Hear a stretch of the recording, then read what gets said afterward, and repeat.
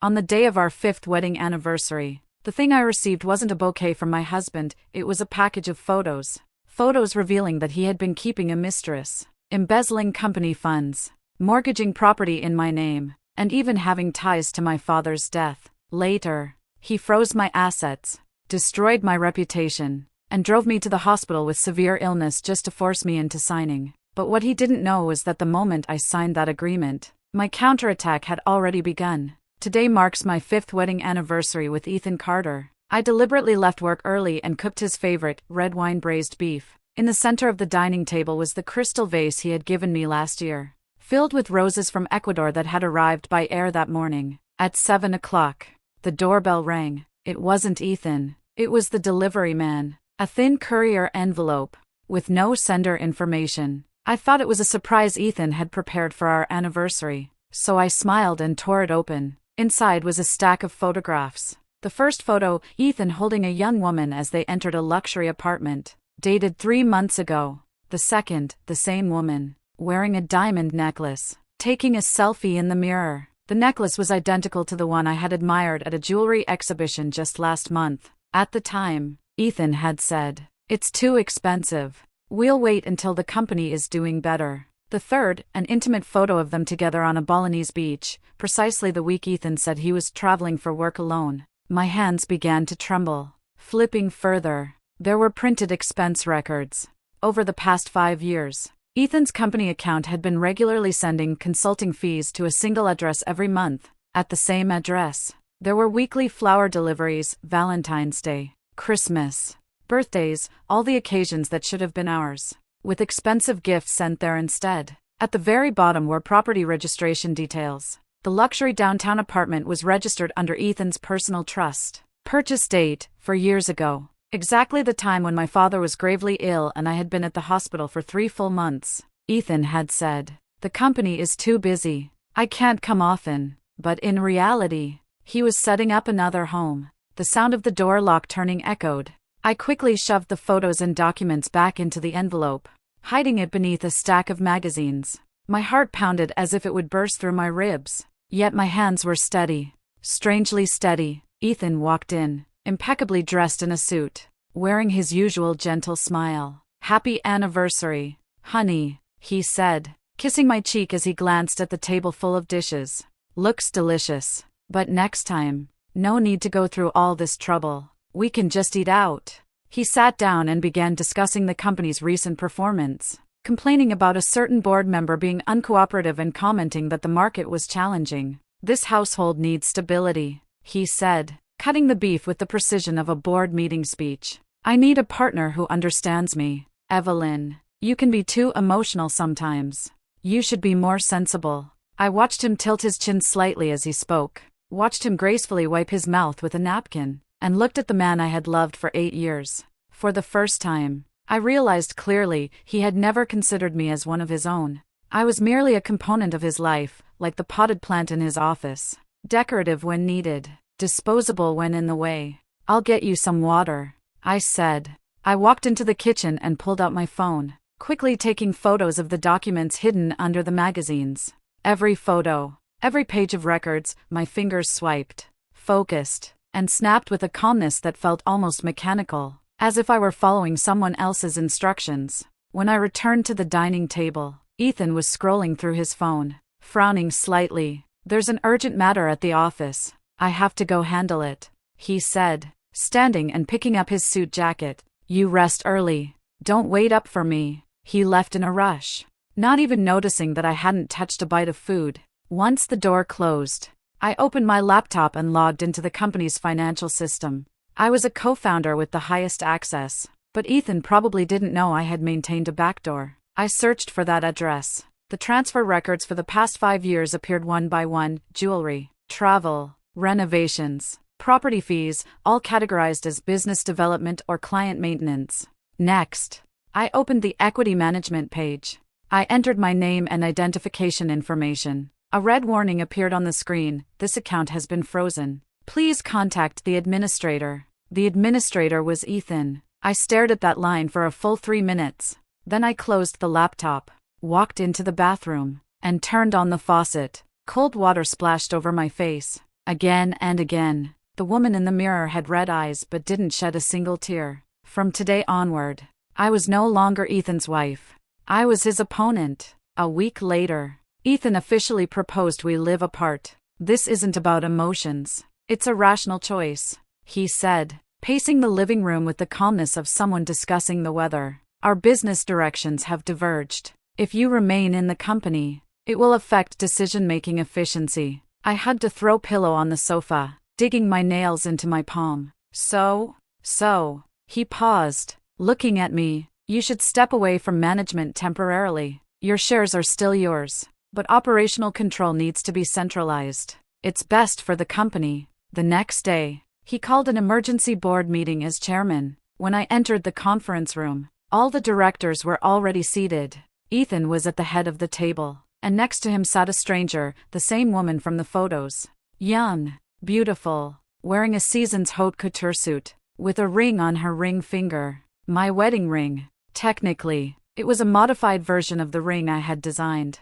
Years ago, Ethan and I had drawn the design together, and he said it symbolized a one-of-a-kind love. Now, the same design adorned another woman's hand, though with a slightly bigger diamond. Everyone, let me introduce. Ethan smiled. Madeline, our new brand consultant. She will assist the company in the next phase of strategic development. Madeline stood and nodded to everyone. Her eyes lingered on me for a moment, and a faint, almost imperceptible smile curved her lips. As for Evelyn, Ethan continued, his tone now regretful. She's been unstable lately. For her health and the company's stability, I suggest she take some time off.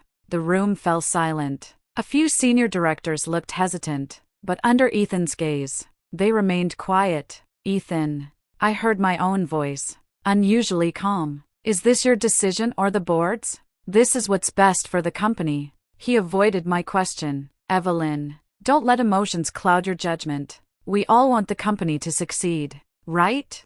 At the end of the meeting, Madeline naturally linked her arm with Ethan's. They walked out side by side, whispering and laughing.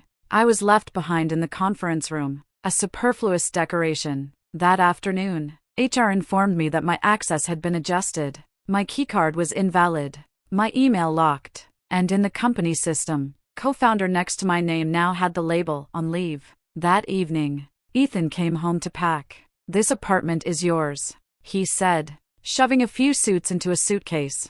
But your company shares are off limits for now. The lawyer will contact you to sign an agreement. It's just procedural. What if I don't sign? He zipped the suitcase, looked up at me, and for the first time, impatience flashed in his eyes. Evelyn, don't play games. If we go through with the divorce, you won't get much. Over the past 5 years, you mainly handled design. The company's core assets are in my hands. If this blows up, it won't help you. He placed a document on the coffee table. Temporary asset freeze agreement. Sign it, and we can part amicably, he said, dragging the suitcase toward the door. Then he paused. Oh, and Madeline asked me to thank you. She really likes your ring design, especially the one-of-a-kind concept. The door closed. I picked up the agreement and flipped through it. The clauses were neatly written, but the essence was clear until the divorce process was complete. All assets in my name, including shares, would be frozen, while Ethan, as primary operator, could continue to control our shared property. I picked up a pen and paused for a few seconds at the signature line. Then I signed. My handwriting was neat, without a tremor. Ethan was right, I needed to be rational, and the first step of being rational was to make him believe I had surrendered. The next day, I went to an old warehouse on the outskirts of the city. It stored the company's early archives. 3 years ago, Ethan had wanted to discard this junk, but I insisted on keeping it. These are memories, I said at the time. It would be a shame to throw them away. Now, those memories had become my weapon. I spent the entire day rummaging through dusty boxes until I finally found it. A manila envelope, yellowed with age, stamped 7 years ago. Supplementary agreement on company founding. At the time, to secure the first round of investment, Ethan and I had privately signed the supplementary agreement outside the official contract. The terms stipulated, if either party violated marital fidelity, the other party had the right to repurchase 30% of their shares at the original price. Ethan had probably long forgotten about this document, but I hadn't. I photographed each page and sent it to my new lawyer, not the friend Ethan had recommended, but the top divorce litigation attorney in the industry, renowned for cold efficiency. "This isn't enough," said Attorney Wang over the phone. "We need more evidence proving he violated the fidelity clause. Photos, transfer records, witnesses. I have it." I opened my tablet and began organizing all the materials I had collected over the past week. Anonymous emails with photos and records, financial back-end transfer data, property under the trust, even gifts Madeline posted on social media. Each one matched a company expense record. "Good," said Attorney Wang, a note of approval in his voice. "But these are still civil matters. If we can find evidence of him illegally transferring assets, the situation changes completely." I closed my eyes and recalled some of Ethan's irregular actions over the past few years. Late-night international calls, sudden changes of suppliers, several mysterious short-term loans that were later repaid smoothly. "Give me 3 days," I said. Over the next 72 hours, I barely slept. I reached out to several early investors who had already exited, subtly probing for information. One of them, drunk, let slip, "Last year Ethan made a risky investment using the company's name. Lost badly, but on paper it looks profitable, you know what I mean." I then contacted the company's former CFO, who had voluntarily resigned 2 years ago. After some back and forth, she agreed to meet. "Ethan asked me to cook the books," she whispered in the corner of a cafe, "to make some personal expenses appear as business costs, to turn loss-making projects into profitable ones." When I refused, I was marginalized. "Do you have evidence?" I asked. After hesitating for a long moment, she handed me a USB drive. "Copies." The originals were submitted to the authorities, but they disappeared into thin air. The USB contained nearly 3 years of real financial statements, showing huge discrepancies from the public versions.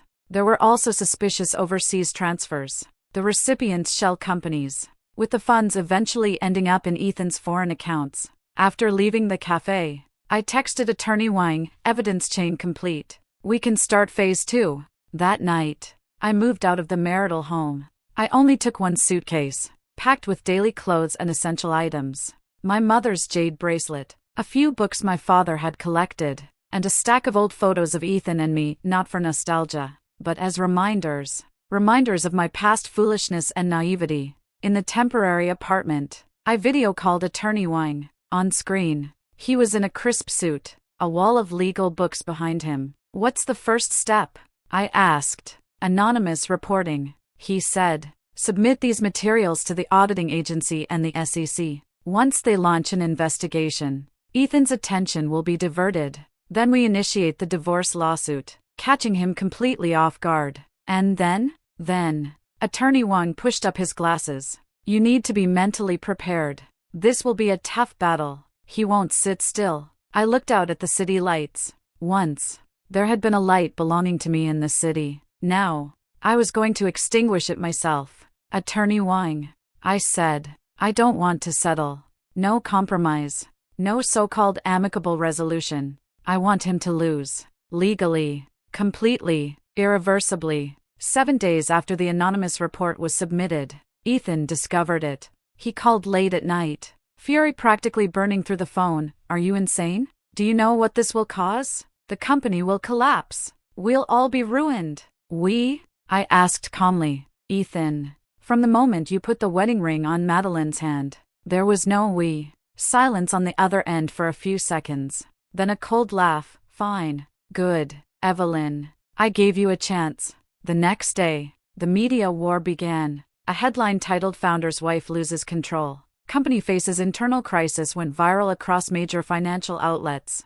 The article depicted a highly controlling, emotionally unstable woman, trying to destroy her husband's years of work due to a marital breakdown. It cited anonymous insiders, implying I had long used antidepressants and interfered with normal company operations. Immediately after, Madeline gave an exclusive interview, on camera, dressed in a simple suit, her eyes slightly red. "I've always respected Sister Evelyn, but her delusions became worse. Ethan and I have only a professional relationship, yet she spreads rumors and even threatens my safety. She displayed several screenshots of messages, threats from unknown numbers, timed to coincide with my so-called emotional breakdown. The texts were forged but appeared authentic. Ethan simultaneously froze all joint accounts. My credit cards were blocked, and my bank accounts were left with only basic living expenses. Monthly six-figure expenses for lawyer fees, rent, and daily life suddenly had no source of funds. I had to sell jewelry and designer bags. The very gifts Ethan had once given me were now priced and tagged in secondhand stores, like slow-moving merchandise. The day the first bag sold, I stood outside the pawn shop for a long time, not because I couldn't part with it, but because it was absurd. Those proofs of love I once cherished were fake from the start. Attorney Wang suggested I apply for temporary alimony, legally. You have the right to request support during the divorce. I refused. Once I ask, it's like admitting weakness. I said, it's better to let them think I'm at the end of my rope. Ethan took the bait. He sent a new settlement offer if I withdrew the report and gave up my shares. He would generously give me a sum enough to live comfortably for the rest of my life. The amount, $5 million. Less than 5% of our joint assets. Attached to the agreement was a handwritten note: if you stop now, you can leave with dignity. Push further, and you'll get nothing. I photographed the note and sent it to Attorney Wang. Evidence number 47, threat and intimidation. Then I burned the original. As the flames licked the paper, I thought back to that night 7 years ago. Ethan and I were in our tiny rented apartment, eating instant noodles, the walls plastered with our business plan. He said, once we succeed, I'll buy you the biggest diamond, give you the best life. I laughed and replied, the diamond isn't important. What matters is the journey we've taken together. Back then, we really loved each other, didn't we? At least, I thought we did. The fire died down, ashes falling into the ashtray. Love was dead. The hunter was still alive. Media coverage escalated. They dug up my dark past. The scholarships I applied for in college due to family financial hardship were twisted into manipulating poverty for sympathy. My father's company's debts before he passed were portrayed as family business accounting fraud. Even some of our early aggressive business decisions were painted as immoral and ruthless behavior. Paparazzi began tailing me. They staked out my temporary residence, trying to capture a photo of me losing control. I had to wear a mask and a hat, hiding like a criminal. Worse news arrived. Attorney Wang called, his voice heavy. The old house your mother left you has been mortgaged. Ethan used our joint property to handle it, legally. I froze, buzzing in my ears. That house wasn't worth much. But before my mother passed, she had held my hand and said, this is your safety net. No matter what happens, you have a place to return to.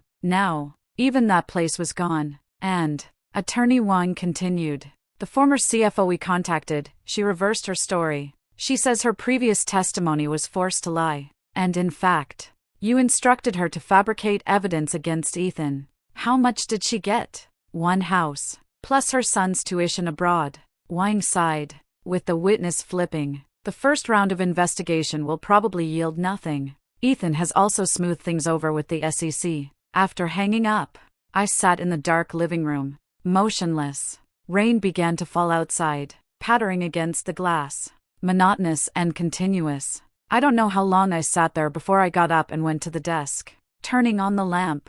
The desktop was covered with evidence, photos, documents, screenshots, transcripts, months of effort, piled like a mountain. I flipped through them one by one, fingers brushing over the cold evidence. These were photos of Ethan and Madeline kissing on a street in Paris.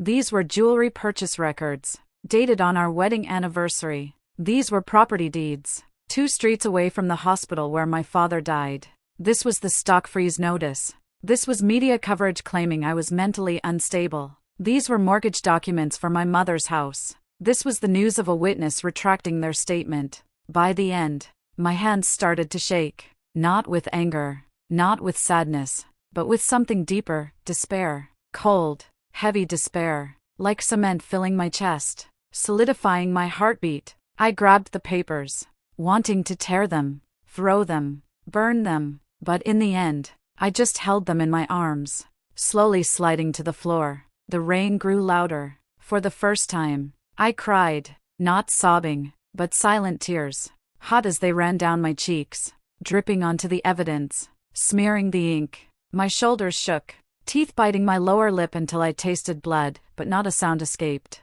I couldn't make a sound. There could be ears in the walls, cameras outside. Even my breakdown had to be silent. After who knows how long, my phone lit up. A text from Ethan, SEC investigation halted. Last chance, sign the settlement by noon tomorrow. Otherwise, I will make you disappear completely from this industry. I stared at the message for a long time. Then I wiped my tears, stood up, and walked to the bathroom. The woman in the mirror had red, swollen eyes and a pale face, but her gaze was clear, a nearly cruel clarity. I turned on the tap and splashed cold water on my face, over and over. Then I returned to the desk and began organizing the second round of evidence on the computer. By 3 in the morning, my stomach suddenly ached sharply. I bent over, clutching my abdomen, cold sweat soaking my back. The next morning, I went to the hospital for a checkup. Severe gastric ulcer, plus stress-induced myocarditis. The doctor frowned at the report. You must rest immediately and reduce stress, or your life is at risk. I took the diagnosis, folded it neatly, and put it in my pocket. Thank you, doctor. I will be careful, I said. As I left the hospital, my phone rang. It was Ethan. Have you decided? His voice had the calmness of a victor. I'm at the nearby cafe. Come sign, it'll be over. When I entered the cafe, Ethan was already seated by the window. He wore a tailored suit, documents beside him, looking like an executive waiting to sign a contract. I sat across from him. You don't look well, he said, evaluating me. Not with concern, only assessment. You've lost a lot of weight. Why put yourself through this? The waiter brought 2 cups of coffee. Ethan added a sugar cube to his cup and stirred lightly, a habit of his for years. Something I used to find elegant. I've revised a few details in the agreement. He pushed the document across. Sign it, and $5 million will be in your account today. You can start fresh anywhere. I didn't touch the papers. Ethan, I said, looking him in the eye. Do you remember what you said on our wedding day?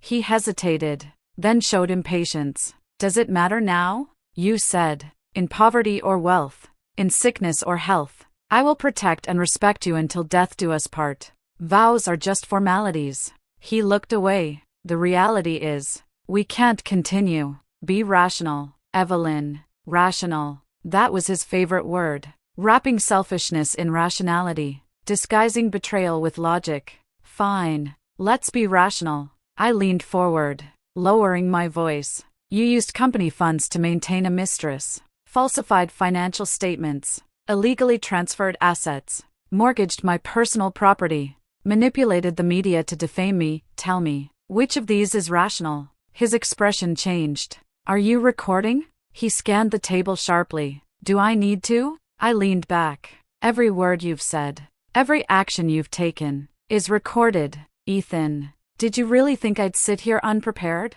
letting you butcher me? He stared at me, surprise shifting to scrutiny, then to cold vigilance. What cards do you have left? He asked. Enough to make you lose everything. I stood, picking up the medical report and placing it on top of the agreement. By the way, the doctor says my stress levels are life-threatening. If I die, how do you think the media will report it? Founder pushed to death. How's that for a headline? Ethan's face darkened completely. Are you threatening me? No. I turned and walked to the door, glancing back.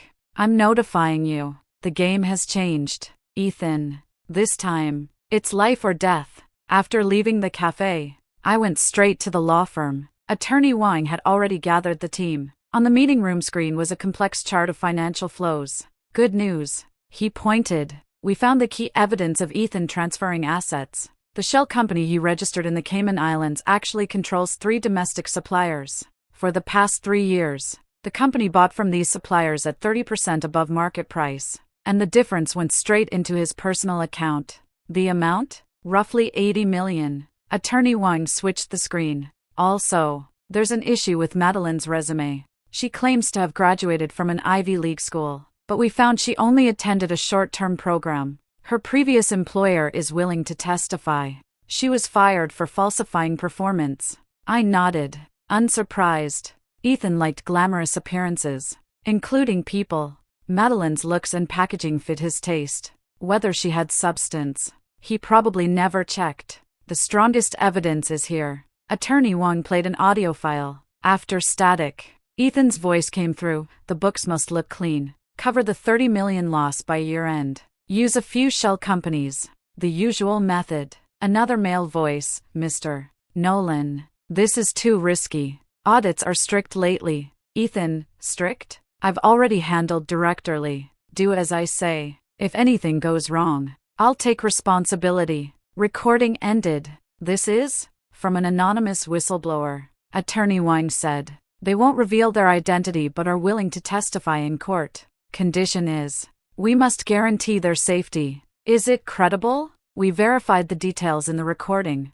They match the known evidence completely. Wang closed the laptop. Evelyn, it's time. Second round investigation? No. I looked out the window. We go straight to lawsuit. A week later, Ethan received the court summons. The lawsuit was 200 pages long, listing 7 charges: marital fraud, asset transfer, financial falsification, commercial bribery, perjury, defamation, and psychological abuse. Each charge included a full evidence catalog. At the same time, I held a small press conference. No crying, no accusations, only calm, factual statements. I presented part of the non-confidential evidence: property deeds, transfer records, falsified resumes. At the end, I read a short statement. I refuse any form of private settlement. I demand a fair judgment under the law. This is not a marital dispute, it is a crime. The press conference video went viral online.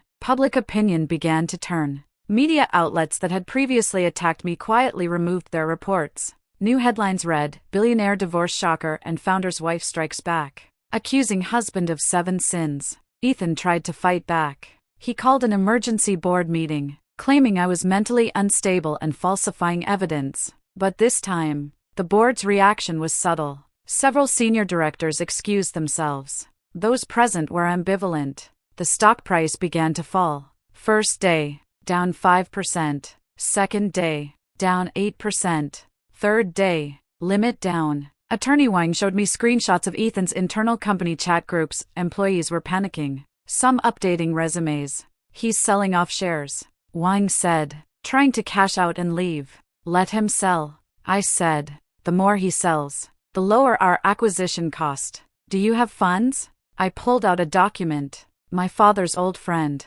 Mr. Lee, is willing to support. He has long disapproved of Ethan's behavior. Mr. Lee was a traditional industrialist and our first investor during the startup. Later, Ethan distanced himself, claiming Lee was outdated. When I visited Mr. Lee, he was pruning bonsai in his garden. You've lost weight, girl, he sighed, putting down the shears. I warned you about Ethan back then, he's too cunning. I didn't listen. I said, what's the plan now? Take back what's mine. I said, then rebuild the company. Mr. Lee studied me for a long moment, then nodded. How much do you need? Not much, just enough to acquire the circulating shares. I handed him the business plan. The first project for the new company, I want to develop smart elder care devices. The direction you mentioned years ago. He flipped through the plan page by page, then removed his reading glasses. Eyes a little moist. If your father could see you now, he choked up. He'd be proud.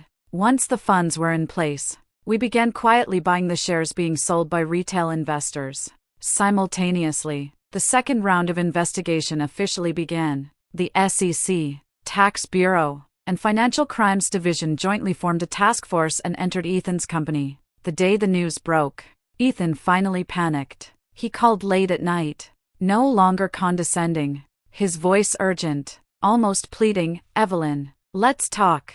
I'll agree to any terms. Shares, house, money, you name it. I stood on the balcony of my apartment, looking at the city at night. Once, I had my place at the top of this city. Then, I was pushed down. Now, I was climbing back up, with my own strength, step by step. Ethan, I said softly into the phone, do you remember what you said? What? You said, if you make a fuss, you'll get nothing. That was in anger. No. I interrupted.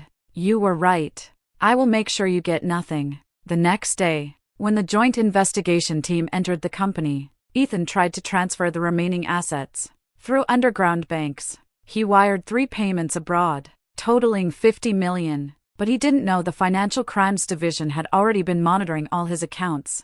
The funds were frozen the moment they left the country, and the underground bank's manager was detained. At the same time, Madeline lost control. She posted a long message on social media, accusing me of persecution and trapping her. The text was chaotic and emotional, which ironically validated the claims of her instability. Worse, she accidentally leaked a photo, her and Ethan being intimate in the office, with the company safe open behind them, bundles of cash visible. The photo became a viral meme, captioned, "Overtime perks?" Ethan's final move was intimidation. He sent an envelope containing my private college photos, some in pajamas, some drunk and disheveled, and a naive, emotional letter I wrote as a young woman. Attached note: withdraw the lawsuit by noon tomorrow, or these go online everywhere. I looked at the photos and laughed, not from joy, but absurdity. This man, whom I once trusted with my life, was now using such despicable methods as his final weapon. I picked up my phone and called Attorney Wang, request a personality rights protection order and sue Ethan for privacy violation and intimidation. Evidence? These are it. I photographed the materials. Also, notify media friends, I'm holding a press conference tomorrow. Are you sure? This might push him to desperation. Exactly. The higher he jumps, the harder he falls. The next day, the press conference went as planned. I wore a simple white blouse and black suit pants. No makeup. Hair tied in a neat ponytail. No speech. Only an outline. The reporter's questions were sharp. Mr. Nolan accuses you of falsifying evidence. Your response? There are rumors that your father's company had financial issues, true or not? Your conflict with MS. Madeline, how much of it is personal? I answered calmly, logically. When it came to the last question, I paused. Regarding Mr. Nolan threatening to make my private photos public, I looked directly into the camera, enunciating each word. I have reported it to the police and obtained a protection order. Here, I want to tell all women facing similar threats, shame is not on us, but on those who exploit it to harm others. The room was silent. Then, applause broke out. 2 hours after the press conference, the police summoned Ethan for violation of personal information and intimidation charges. Simultaneously, more explosive evidence came to light, transfer records showing Ethan bribed auditors, his falsified academic credentials, his MBA was also purchased, proof of improper dealings with officials. This time, the whistleblower provided bank statements. Public opinion completely reversed. Netizens who once called me crazy woman now hailed me as the goddess of revenge. Business partners who previously supported Ethan issued statements to distance themselves from him. The previously ambivalent board members jointly demanded Ethan be suspended and cooperate with the investigation. Ethan was restricted from leaving the country. His passport was confiscated. All assets frozen, including the apartment given to Madeline, now sealed. Attorney Wang showed me a photo, Ethan leaving the police station. Reporters crowding him. His hands covered his face. Suit wrinkled. Hair messy. The man who was always impeccably polished now looked like a stray dog. He wants to see you, Wang said. No. He says it's important, about your father's death. I raised my head sharply. I still went to see Ethan, at the detention center's meeting room, separated by glass. He wore prison clothes, unshaven, eyes sunken, looking 10 years older. Are you satisfied now? He croaked. Get to the point. I looked at my watch. I have 10 minutes. He took a deep breath, clasped his hands, his nervous habit. Your father's company, back then it was near bankruptcy. Not because of the market. He stared at me. It was me. I gripped my palm tightly. Go on. I recommended an investment project to your father through intermediaries. Seemed solid. High return. Short term. He needed funds urgently and mortgaged everything he had.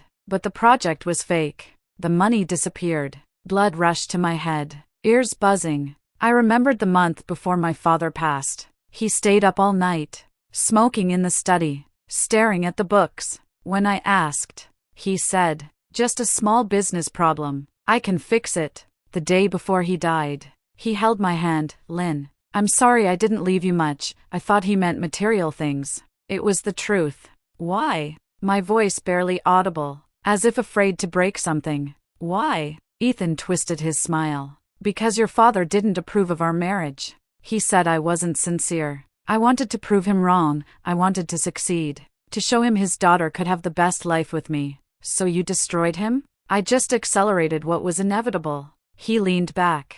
That antique company of his, it was going to fail sooner or later. I just pushed it a bit. The glass was thick, soundproof. Yet I seemed to hear something. Maybe the sound of a heart breaking. Maybe something finally, completely dead. I stood. Evelyn, he banged on the glass.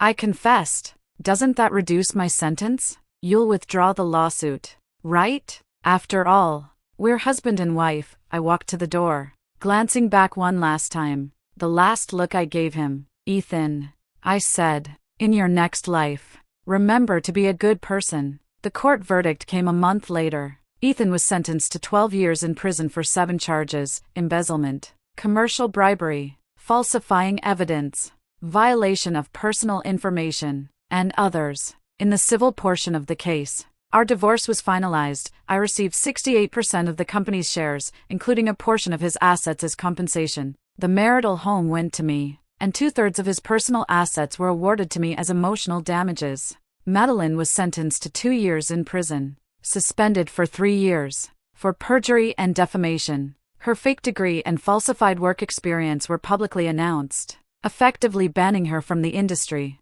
I returned to the company. For the first time, I entered the chairman's office as the absolute majority shareholder. Ethan's belongings had been cleared out. I had the room renovated, replacing the massive redwood desk with a minimalist white workstation. Instead of abstract paintings, the wall now displayed a team photo from the company's early days, Ethan and I standing side by side, smiling without shadows. I looked at the photo for a long time, then I took it down and stored it in the bottom drawer. Not forgotten, archived. The board unanimously approved me as the new chairman. Even the senior directors who had once sided with Ethan were deferential. I calmly accepted their congratulations and announced the first decision: over the next 3 months, the company will undergo a thorough audit. All suspicious contracts from Ethan's period will be reviewed. Illegal contracts will be handed to judicial authorities. Contracts that are not illegal but harm the company will be renegotiated or terminated. The room was silent. Any objections? I scanned the room.